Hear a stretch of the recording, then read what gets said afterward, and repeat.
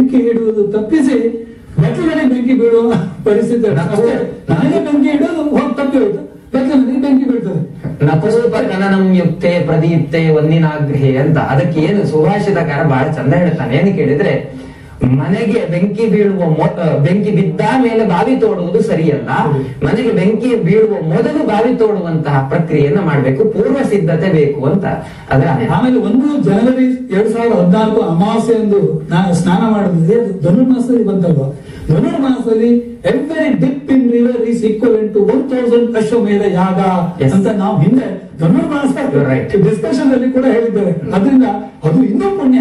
So ಧನುರ್ಮಾಸ ಬಂದಿದ್ರಿಂದ, ಅಮಾವಾಸ್ಯೆ ಬಂದಿದ್ರಿಂದ ನಾನು ಈ ಒಂದು ಜನಶ್ರೀ ಟಿವಿ ಮುಖಾಂತರ ಜನಗಳಿಗೆ ಹೇಳುವುದೇನೆಂದ್ರೆ, ಆದಷ್ಟು ನದಿ ಸ್ನಾನ, ಸಮುದ್ರ ಸ್ನಾನ ಮಾಡಿ ಪಿತೃಗಳಿಗೆ ತರ್ಪಣ ಬಿಟ್ಟು ಪುಣ್ಯ ಸಂಪಾದನೆ ಮಾಡಿ ಸ್ವರ್ಗಕ್ಕೆ ಹೋಗಿ ಅಂತ ನಾನು ಹೇಳ್ಕೊಳ್ತಾ ಇದ್ದೆ. ಇದನ್ನ ಧನುರ್ಮಾಸವನ್ನ ಯಾವ ರೀತಿ ಅರ್ಥೈಸ್ಕೊಳ್ಬೇಕು ಅಂತ ಹೇಳ್ತೀರಿ ನೀವು? ಅಂದ್ರೆ ತುಂಬಾ ಕೆಡಕುಗಳನ್ನು ಕೂಡ ಇದೇ ಮಾಸದಲ್ಲಿ ನಾವು ನೋಡ್ತಾ ಇರುವಂತದ್ದು. ಸೊ ನೀವ್ ಇದನ್ನ ಯಾವ ರೀತಿ ಅರ್ಥೈಸ್ಕೊಳ್ಬೇಕು? ಧನುರ್ಮಾಸ ಅಂತ ಹೇಳಿದ್ರೆ ಮನುಷ್ಯನ ಜಾಡ್ಯತೆಯನ್ನು ಹೋಗಲಾಡಿಸಿ ಮನುಷ್ಯನನ್ನು ಒಂದು ಸಕ್ರಿಯವಾದಂತಹ ಶಕ್ತಿ ಅಥವಾ ಚೈತನ್ಯಕ್ಕೆ ಒಳಪಡಿಸುವಂತಹ ಒಂದು ಮಾಸ. ಜೊತೆಗೆ ಕಾತ್ಯಾಯಿನಿ ವ್ರತ ಎನ್ನುವಂಥದ್ರಿಂದ ಆರಂಭವಾಗುವಂತಹ ಮಾಸ. ಈ ಕಾತ್ಯಾಯಿನಿ ವ್ರತ ಎನ್ನುವಂಥದ್ದು ಆರಂಭವಾಗುವಂಥದ್ದೇ ಧನುರ್ಮಾಸದಲ್ಲಿ. ಹಾಗಾಗಿ ಯಾವುದನ್ನೇ ನೀವು ನೋಡಿದಂತಹ ಸಂದರ್ಭದಲ್ಲಿ ಏನು ಕೇಳಿದ್ರೆ ಅದಕ್ಕೆ ಸನಾತನವಾದಂತಹ ಪರಂಪರೆ ಇದೆ. ವೈದಿಕ ಪರಂಪರೆ ಎನ್ನುವಂಥದ್ದು ಸಾಮಾನ್ಯವಾಗಿಲ್ಲ. ನೋಡಿ, ಸೂರ್ಯನ ಪ್ರೀತ್ಯರ್ಥವಾಗಿ ಆ ಒಂದು ಧನುರ್ಮಾಸದಲ್ಲಿ ವಿಶೇಷವಾಗಿರತಕ್ಕಂತಹ ಸೂರ್ಯ ನಮಸ್ಕಾರವನ್ನು ಮಾಡಿದಂತಹ ಸಂದರ್ಭದಲ್ಲಿ ಅರುಣಪೂರ್ವಕವಾದಂತಹ ಸೂರ್ಯ ನಮಸ್ಕಾರವನ್ನು ಮಾಡುವುದರಿಂದಾಗಿ ಏನಾಗುತ್ತೆ ಅಂತ ಹೇಳಿದ್ರೆ, ವಿಶೇಷವಾದಂತಹ ಪಾದದಿಂದ ಆರಂಭವಾಸಿ ಶಿರಪರ್ಯಂತರವಾಗಿ ಆಗಬಹುದಂತಹ ರೋಗಗಳ ನಾಶವನ್ನು ಕೂಡ ನಾವು ಪ್ರತ್ಯಕ್ಷವಾಗಿ ನೋಡಿದ್ದೇವೆ.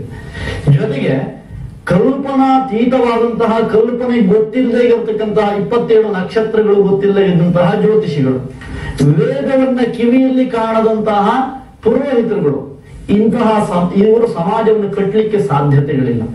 ನಾನು ತಿಳುವಳಿಕೆಯನ್ನು ಪಡೆದುಕೊಂಡಂತಹ ಸಂದರ್ಭದಲ್ಲಿ ಇನ್ನೊಬ್ಬರಿಗೆ ಹೇಳಲಿಕ್ಕೆ ಸಾಧ್ಯವೇ ವಿನಃ ಯಾವ ಕಾರಣಕ್ಕೂ ನೀವು ಧನುರ್ಮಾಸ ಎಲ್ಲರೂ ಮಾಡ್ತೇವೆ, ನಾವು ಮಾಡ್ತೇವೆ, ಆ ಪಕ್ಕದ ಮನೆ ಹೋದ್ಲು ನಾನು ಹೋಗ್ತೇನೆ, ಅವಳು ಸೀರೆ ಉಟ್ಟಿದಾಳೆ ನಾನು ಸೀರೆ ಉಡ್ತೇನೆ, ಈ ಪರಂಪರೆಯನ್ನು ಹೋಗಲಾಡಿಸುವಲ್ಲಿ ಪ್ರಮುಖವಾದಂತಹ ಪಾತ್ರವನ್ನು ಪುರೋಹಿತರು ಹೊಲಿಬೇಕಾಗ್ತದೆ. ಕಾರಣ ಏನು ಅಂತ ಕೇಳಿದ್ರೆ, ಈ ಕಾತ್ಯಾಯಿನಿ ವ್ರತ ಏನಿದೆಯೋ, ಈ ಕಾತ್ಯಾಯಿನಿ ವ್ರತವನ್ನ ಆರಂಭ ಮಾಡ್ಲಿಕ್ಕೆ ಸಾಕ್ಷಾತ್ ಪಾರ್ವತಿಯೇ ಆರಂಭಿಸಿದಂತಹ ಒಂದು ವ್ರತ ಅಂತಕ್ಕಂಥದ್ದು ಅದರಲ್ಲಿ ಪುರಾಣದಲ್ಲಿ ಹೇಳುವಂತಹ ವಾಕ್ಯ. ಇಂತಹ ಸಂದರ್ಭದಲ್ಲಿ ವಿಶೇಷವಾದಂತಹ ಅಮಾವಾಸ್ಯೆ ಎನ್ನುವಂಥದ್ದು ಪರ್ವಕಾಲ ಆಗ್ತದೆ ಅಂತ. ಆ ಪರ್ವಕಾಲ ಹೇಗಾಗ್ತದೆ ಅಂತ ಕೇಳಿದ್ರೆ, ಜನ್ಮಾಂತರೇವ ಬಾಲ್ಯ ಕೌಮಾರ ಯೌವನ ವಯಸ್ಸಿ ಜಾಗ್ರತ್ ಸ್ವಪ್ನ ಸುಷುಪ್ತ್ಯವಸ್ಥಾ ಸೌನೋ ವಾಕ್ಕಾಯ ಕರ್ಮೇಂದ್ರಿಯ ಜ್ಞಾನೇಂದ್ರಿಯ ವ್ಯಾಪಾರೈ ಏತತ್ಕ್ಷಣ ಪರ್ಯಂತ ಸಂಪಾದಿತಾನಾಂ ಸರ್ವೇಷಾಂ ಪಾಪಾನಾಂ ಅಪನೋದನಾರ್ಥಂ ಪಿತೃಣಾಂ ಶಾಶ್ವತ ಪುಣ್ಯಲೋಕ ಅವಾಪ್ತ್ಯರ್ಥಂ ತಿಲತರ್ಪಣಂ ಕರಿಷ್ಯೆ ಅಂತ ಬರ್ತದೆ. ಮನುಷ್ಯ ನನಗೆ ಗೊತ್ತಿದ್ದೋ ಗೊತ್ತಿಲ್ಲದೆಯೋ ಜನ್ಮಾಂತರದಲ್ಲಿ ಮಾಡಿರತಕ್ಕಂತಹ ಪಾಪಗಳನ್ನು ನಿವೃತ್ತಿ ಮಾಡುವುದರ ಮುಖೇನವಾಗಿ ಹೋದಂತಹ ಪಿತೃದೇವತೆಗಳು ಪುನಃ ಈ ಭೂಮಿಯನ್ನು ನೋಡದೇ ಇರುವಂತಹ ರೀತಿಯಲ್ಲಿ ಶಾಶ್ವತವಾದಂತಹ ಮಹಾವಿಷ್ಣುವಿನ ಸನ್ನಿಧಾನದಲ್ಲಿ ಇರ್ಲಿಕ್ಕಾಗಿ ತಿಲತರ್ಪಣವನ್ನು ಕೊಡ್ಲಿಕ್ಕೆ ಮಹಾಪರ್ವಕಾಲ ಅಂತ ಹೇಳಿದ್ರು. ಅದರಲ್ಲೂ ಕೂಡ ವಿಶೇಷವಾದಂತಹ ಮಾರ್ಗಶೀರ್ಷ ಬಹುಳ ಅಮಾವಾಸ್ಯೆ ಏನಿದೆಯೋ ಅವತ್ತಿನ ದಿನ ನಾವು ನೋಡಿದಂತಹ ಸಂದರ್ಭದಲ್ಲಿ ನಮಗೆ ಮನುಷ್ಯನಾದವನು ಗೊತ್ತಿದ್ದು ಗೊತ್ತಿಲ್ಲದೆ ಕ್ಷಣ ಕ್ಷಣಕ್ಕೂ ಕೂಡ ಪಾಪವನ್ನು ಸಂಗ್ರಹ ಮಾಡಿಕೊಳ್ತಾ ಬರ್ತಾನೆ. ಅಂತಹ ಸಂದರ್ಭದಲ್ಲಿ ಮನುಷ್ಯನಿಗೆ ಶನಿಯ ಕಾಟ ಇದ್ದಂಥವ್ರು ಇರಬಹುದು. ಯಾವುದೇ ಕಾರಣಕ್ಕೂ ಕೂಡ ಜನ್ಮಾಂತರದಲ್ಲಿ ಮಾಡಿರ್ತಕ್ಕಂಥ ಅರ್ಬುದ, ಕುಷ್ಠರೋಗಾದಿಗಳಿರಬಹುದು.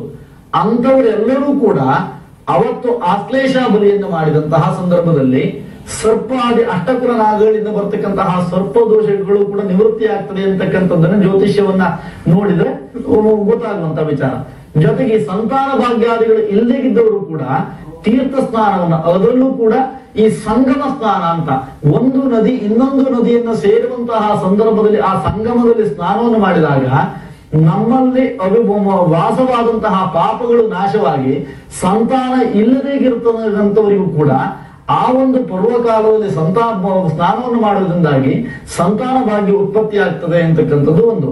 ಜೊತೆಗೆ ಏನೋ ಕೇಳ್ತಾರೆ ಏನೋ ಹೇಳ್ತಾರೆ ಅನ್ನುವಂತ ದೃಷ್ಟಿಯಲ್ಲಿ ಮಾಡುವಂತದ್ದಲ್ಲ. ಪ್ರಧಾನವಾದಂತಹ ಭಾರತೀಯ ಭೌಗೋಳಿಕ ಗುಣವನ್ನು ನೋಡಿದಾಗ, ಸನಾತನ ಭಾರತೀಯ ಪರಂಪರೆಯನ್ನು ನೋಡಿದಾಗ, ಯಾವುದನ್ನು ಮಾಡ್ಲಿ ನಾವು ಅದಕ್ಕೊಂದು ಅರ್ಥ ಇದೆ. ಅರ್ಥ ಇಲ್ಲದೆ ಯಾವುದನ್ನು ಕೂಡ ಹಿರಿಯ ಪರಂಪರೆ ಯಾರು ಯಾವ್ದನ್ನ ಮಾಡ್ಬೇಕು ಅದನ್ನ ಮಾಡಿದ್ರೆ ಮಾತ್ರ ಒಳ್ಳೆದಿದೆ. ಮತ್ತೆ ನಾನು ನಿಮ್ ಜೊತೆ ಚರ್ಚೆನ ಮುಂದುವರಿಸ್ತೀನಿ. ಈಗ ಚಿಕ್ಕ ಬ್ರೇಕ್ ಇರುತ್ತೆ. ಬ್ರೇಕ್ ಆದ್ಮೇಲೆ ವರ್ಷಾಂತ್ಯದಲ್ಲಿ ಮರಣ ಮೃದಂಗ ವಿಶೇಷ ಕಾರ್ಯಕ್ರಮ ಮುಂದುವರಿಯುತ್ತೆ.